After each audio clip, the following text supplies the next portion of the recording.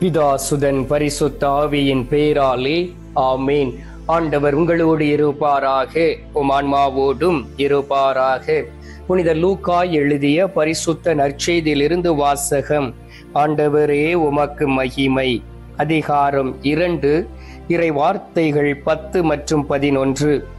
வானதூதர் அவர்களிடம், அஞ்சாதீர்கள், இதோ எல்லா மக்களுக்கும் பெரும் மகிழ்ச்சியூட்டும் நற்செய்தியை உங்களுக்கு அறிவிக்கிறேன். இன்று ஆண்டவராகிய மெஸ்ஸியா என்னும் மீட்பர் உங்களுக்காக தாவீதின் ஊரில் பிறந்திருக்கின்றார். கிறிஸ்துவின் வாழ்வு தரும் நற்செய்தி. கிறிஸ்துவே உமக்கு புகழ்.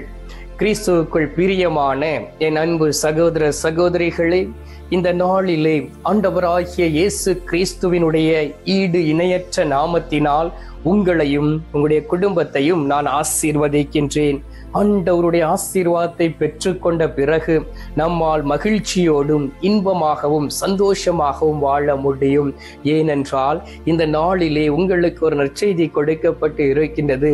ஆண்டவராகிய இயேசு கிறிஸ்து உங்களுக்காக பிறந்திருக்கின்றார் என்றும். ஆம் அன்பார்ந்தவர்களே, ஆண்டவராகிய இயேசு கிறிஸ்து நமக்காக, உங்களுக்காக, எனக்காக, இந்த உலகத்தில் மனிதனாய் பிறந்திருக்கக்கூடிய ஒவ்வொருவருக்காகவும் பிறந்திருக்கின்றார்.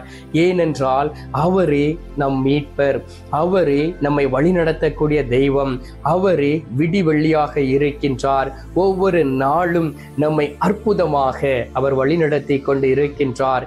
அந்த ஆண்டவராகிய இயேசு கிறிஸ்துவினுடைய பந்தியில் பங்கு கொள்ள, அவரிடம் இருந்து ஆசீர்வாதத்தை பெற்றுக்கொள்ள, அவரிடம் இருந்து ஒரு அற்புதத்தை பெற்றுக்கொள்ள, அந்த பாலன் இயேசுவை தேடி வர நீங்கள் உங்களை தயாரித்துக் கொண்டு இருக்கின்றீர்கள்.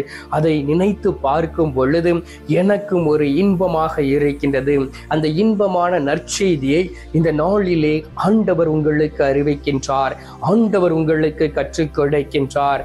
அன்பார்ந்தவர்களே, இந்த நாளிலே நாம் வாசிக்க கேட்டோமே, எவ்வாறு இடையர்களுக்கு ஆண்டவருடைய தூதர்கள் கடந்து சென்று ஆண்டவராகிய இயேசு கிறிஸ்துனுடைய பிறப்பை குறித்த செய்தியை, அவர் பிறந்திருக்கின்றார் என்கின்ற செய்தியை அவர்களுக்கு வெளிப்படுத்தினார். எதற்காக அவர் வெளிப்படுத்தினார் என்பதை நாம் அறிந்து கொள்ள வேண்டும். யூத கலாச்சாரத்தின்படி இடையர்கள் ஆடு மாடுகளை மேய்த்து கொண்டு இருந்தார்கள். அவர்கள் தாழ்த்தப்பட்ட வகுப்பை சார்ந்தவர்கள், அவர்கள் ஊருக்கு வெளியே தங்கக்கூடியவர்கள். இந்த யூதர்கள் என்ன செய்வார்களாம், தன்னிடம் இருக்கக்கூடிய கால்நடைகள் எல்லாவற்றையும் அவர்களிடம் ஒப்படைத்து விடுவார்களாம். அவர்கள் அந்த கால்நடைகளை கொண்டு போய் மேய்த்துவிட்டு அதில் வரக்கூடிய வருமானங்கள் எல்லாவற்றையும் யூதர்களுக்கு கொடுப்பார்களாம். எனவே இவர்கள் தங்கக்கூடிய இடம் வெளியிடம், அந்த நகரை விட்டு வெளியிலே இருக்கக்கூடிய இடம்.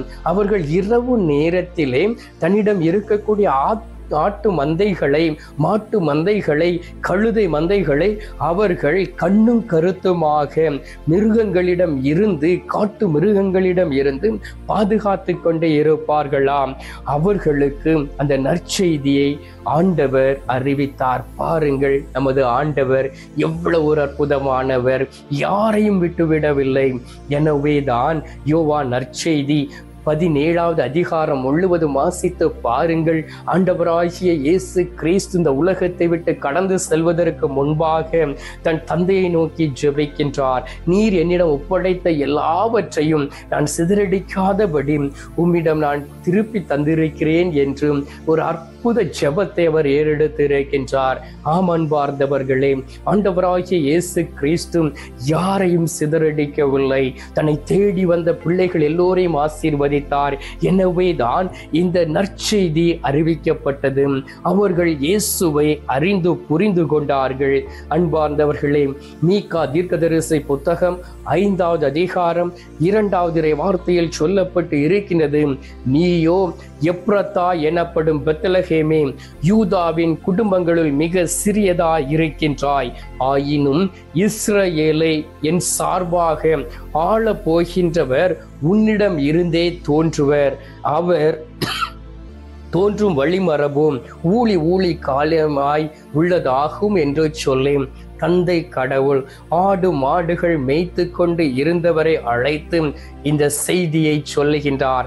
இந்த தீர்க்கதரிசியை அவர் பயன்படுத்தி அவர் வழியாக நம் ஆண்டவராகிய இயேசு கிறிஸ்துவினுடைய பிறப்பை குறித்த செய்தியை வல்லமையாக அறிவிக்கின்றார்.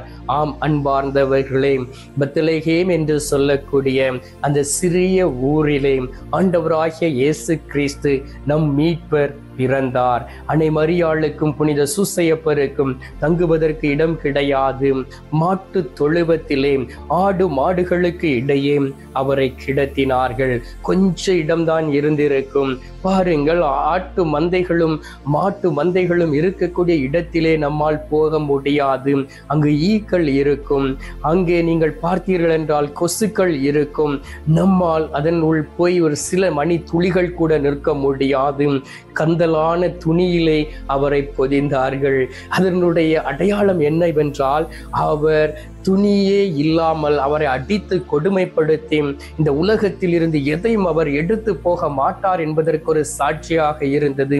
நீங்கள் நல்ல துணிகளை உடுக்க வேண்டும் என்பதற்காக, அவருடைய பிறந்த நாளிலே மற்றவர்களுக்கு உதவி செய்ய வேண்டும் என்பதற்காக, தாழ்த்தப்பட்டு இருக்கக்கூடிய மக்கள்களை உயர்த்த வேண்டும் என்பதற்காக கந்தலான துணியிலே அவர் கிடத்தப்பட்டார். ஆம் அன்பார்ந்தவர்களே, அதை நீங்கள் உணர்ந்திருக்கிறீர்களா? அதை நீங்கள் அறிந்திருக்கிறீர்களா? ஆண்டவராகிய இயேசு கிறிஸ்துவோடு இருக்கக்கூடிய பிள்ளைகள் தன்னை தாழ்த்தி கொள்வார்கள். நீங்கள் வாசித்து பாருங்கள், மார்க்கு நற்செய்தி 1வது அதிகாரம் 15வது வார்த்தையில் சொல்லப்பட்டு இருக்கின்றது. காலம் நிறைவேறிவிட்டது, இறை ஆட்சி நெருங்கி வந்துவிட்டது, மனம் மாறி நற்செய்தியை நம்புங்கள் என்று அவர் கூறினார். எனவே இந்த காலகட்டங்களிலே நாம் மனம் மாற வேண்டும். நீங்கள் இந்த 25 நாட்களும் உபவாசம் இருந்து ஜெபித்திருக்கலாம். நீங்கள் மற்றவர்களுக்கு உதவி செய்திருக்கலாம். உண்மையிலே நீங்கள் மனமாற்றம் அடைந்திருக்கிறீர்களா என்பதை ஆய்ந்து அறிந்து பாருங்கள். அன்பார்ந்தவர்களே, பாவைக்காவை பற்றி சொல்வார்கள். பாவைக்காவை நீங்கள் 1 மாத காலம் தண்ணீரில் போட்டிருந்தாலும் அதனுடைய குணம் மாறுவது இல்லை, அது கசப்பாகத்தான் இருக்கும். அதே போல் சில மனிதர்கள் இந்த உலகத்திலே எந்த சூழ்நிலையிலும் மாற மாட்டார்கள். அவர்கள் விண்ணரசில் இருந்து மிகவும் தொலைவில் இருக்கிறார்கள். அப்படிப்பட்டவர்களுக்கு தான் இந்த நாளின் நற்செய்தி சொல்லப்படுகின்றது. இன்பமான நற்செய்தியை ஆண்டவர் சொல்லுகின்றார். ஒரே ஒரு செயல் மட்டும் செய்ய வேண்டும், மனம் மாறி நீ என்னிடம் வா. வேறு எதுவும் ஆண்டவராய் இயேசு கிறிஸ்து உங்களிடம் எதிர்பார்க்கவில்லை. உங்களுடைய பணமோ சொத்தோ செல்வங்களோ, நீங்கள் வைத்திருக்கக்கூடிய நிலன்புலன்களோ, நீங்கள் வைத்திருக்கக்கூடிய கார்களோ பங்களாக்களோ, அல்லது நீங்கள் வாழ்ந்து கொண்டு இருக்கக்கூடிய லக்ஸரி லைஃபையோ ஆண்டவர் உங்களிடம் இருந்து எதிர்பார்க்கவில்லை. உங்களுடைய ஆத்துமாவை, உங்களுடைய ஆன்மீக வாழ்க்கையை, உங்களுடைய மனமாற்றத்தை அவர் எதிர்பார்க்கின்றார். இரக்கமுள்ள தெய்வம் இந்த நாளிலே உங்களை பார்த்து கூப்பிடுகின்றார். இன்பமான செய்தியை நான் கொடுத்திருக்கின்றேன், நீ என்னிடம் கடந்து வருவாயா என்று சொல்லி கேட்கின்றார். ஒரு வேளை நீங்கள் மற்றவர்களை தாழ்ந்தவர்கள் என்று நினைத்திருக்கலாம். இவர்கள் என்னுடைய வீட்டு வேலையை செய்கிறார்கள் என்று சொல்லி அவர்களை கொடுமைப்படுத்தி இருக்கலாம், அடிமைப்படுத்தி இருக்கலாம், வேதனைப்படுத்தி இருக்கலாம், வீட்டிற்கு வெளியிலே வைத்து உணவுகளை பரிமாறி இருக்கலாம். அன்பார்ந்தவர்களே, மனம் மாறுங்கள். ஒருவேளை நீங்கள் அவர்களாக பிறந்திருந்து அவர்கள் உங்களுக்கு முதலாளியாய் இருந்திருந்தால் எப்படி நீங்கள் நினைத்து இருப்பீர்கள் என்பதை ஒவ்வொரு நாளும் உணர்ந்து பாருங்கள். ஏழை, பணக்காரன், செல்வந்தர்கள், கோடீஸ்வரர்கள், அரசர்கள், பிரபுகள் என்கின்ற பாகுபாடே ஆண்டவராகிய இயேசு கிறிஸ்துவிடம் கிடையாது. எப்படிப்பட்ட அரசர்களோ இந்த உலகத்தை ஆண்டு இருக்கிறார்கள். அவர்கள் எல்லாம் இருந்த இடம் தெரியாமல் போயிருக்கிறார்கள். அன்பார்ந்தவர்களே, எனவே நாம் வாழக்கூடிய நாட்களிலே இன்பமாக வாழ்வோம். இன்பமாக வாழ ஆண்டவராகிய இயேசு கிறிஸ்துவை பற்றி முழுமையாய் அறிந்து கொண்டு இந்த உலகத்திலே வாழ முயற்சி எடுப்போம். ஆண்டவருடைய கரம் உங்களை வழிநடத்தும். எனவே சில மணி துளிகள் என்னோடு இணைந்து விசுவாசத்தோடும் நம்பிக்கையோடும் இறக்க போகக்கூடிய ஆண்டவராகிய இயேசு கிறிஸ்துவை பற்றிய நற்செய்தியை அறிந்து கொள்ள நாம் முன்வருவோம். ஞானத்திற்காக ஜெபிப்போம். எங்கள் பரலோக தந்தையே, இயேசு கிறிஸ்துவே, தூயனல் ஆவியே, தந்தையே, இந்த அருமையான காலை பொழுதிற்காக உமக்கு நன்றி அப்பா. இந்த காலை பொழுதிலே விசுவாசத்தோடும் நம்பிக்கையோடும் சந்தோஷத்தோடும் மகிழ்ச்சியோடும் இன்பமான நற்செய்தியை கேட்க நாங்கள் உம்மை தேடி வந்திருக்கிறோம் ஆண்டவரே. இடையர்களுக்கு நீர் உம்மை வெளிப்படுத்தினீரே, அதே போல் தகப்பனே இந்த நாளிலே நீர் எங்களுக்கு உமது வல்லமையை வெளிப்படுத்தி இருக்கின்றீர். நீர் எங்களை ஆசீர்வதித்திருக்கின்றீர். ஆண்டவராகிய இயேசு கிறிஸ்துவே, உமது பிறப்பு விழாவை கொண்டாட எவ்வளவோ மக்கள் இந்த உலகத்திலே கண்ணும் கருத்துமாக வாழ்ந்து கொண்டு இருந்தார்கள். அவர்களால் இந்த உலகத்தில் இந்த நாட்களிலே இந்த பிறப்பு விழாவிலே பங்கு கொள்ள முடியவில்லை. ஆண்டவராகிய இயேசு கிறிஸ்துவே, மனிதனுடைய வாழ்க்கை காற்றடித்து செல்லக்கூடிய பதரை போல் இருக்கின்றது. இந்த நாளிலும் தகப்பனே நீர் எங்களை ஆசீர்வதிக்க கடந்து வருவீராக. இறை ஆட்சி நெருங்கி வந்து விட்டது, காலம் நிறைவேறி விட்டது, மனமாறி நற்செய்தி அறிவிங்கள் என்கின்ற வார்த்தையின்படி நாங்கள் இந்த நாளிலே எங்களை ஏற்றுக்கொண்டு நடக்கவும் மனமாற்றத்தோடு வாழக்கூடிய பாக்கியத்தையும் வல்லமையும் தந்துவிட வேண்டுமாய்மை நோக்கி செபிக்கிறேன் அப்பா. ஆண்டவராகிய இயேசு கிறிஸ்துவே, அதிசயங்களையும் அற்புதங்களையும் செய்யக்கூடிய அன்பு தெய்வமே, இந்த நாளிலே எல்லோரையும் ஆசீர்வதியும், இன்பமான வாழ்க்கை வாழ அவர்களோடு கூட இருப்பீராக. இந்த அருமையான காலை பொழுதிலே நீர் எங்களுடைய ஜெபத்தை கேட்டிருப்பதற்காக உமக்கு நன்றி. ஜெபத்தை கேட்டு பதில் தந்திருப்பதற்காக உமக்கு ஸ்தோத்திரம், ஸ்தோத்திரம், ஸ்தோத்திரம். மீட்பெரும் இரட்சகருமான இயேசுவின் திருக்கரத்தில் ஒப்பு கொடுத்து எங்கள் தாய் கன்னி மரியாள் வழியாக ஜெபிக்கின்றோம். அன்பு தந்தையே, ஆமேன். பரலோகத்தில் இருக்கிற எங்கள் பிதாவே, உம்முடைய நாமம் அர்ச்சிக்கப்படுவதாக. உமது ராஜ்யம் வருக. உமது சித்தம் பரலோகத்தில் செய்யப்படுவது போல பூலோகத்திலும் செய்யப்படுவதாக. எங்கள் அனுதின உணவை எங்களுக்கென்று அளித்தருளும்.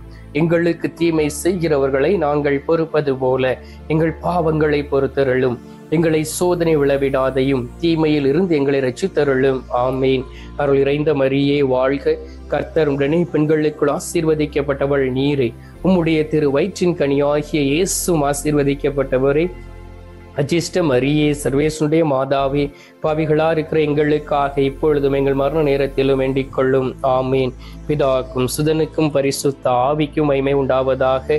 ஆதியில் இருந்தது போல இப்பொழுதும் எப்பொழுதும் என்றென்றும் இருப்பதாக. ஆமீன். அன்பார்ந்தவர்களே, ஆண்டவராகிய இயேசு கிறிஸ்து தரக்கூடிய ஆசீர்வாதத்தை இன்பத்தோடும் மகிழ்ச்சியோடும் பெற்றுக்கொள்வோம். எல்லாம் அல்ல இறைவன் பிதா, சுதன், பரிசுத்த ஆவி உங்களை ஆசீர்வதிப்பாராக. ஆமீன்.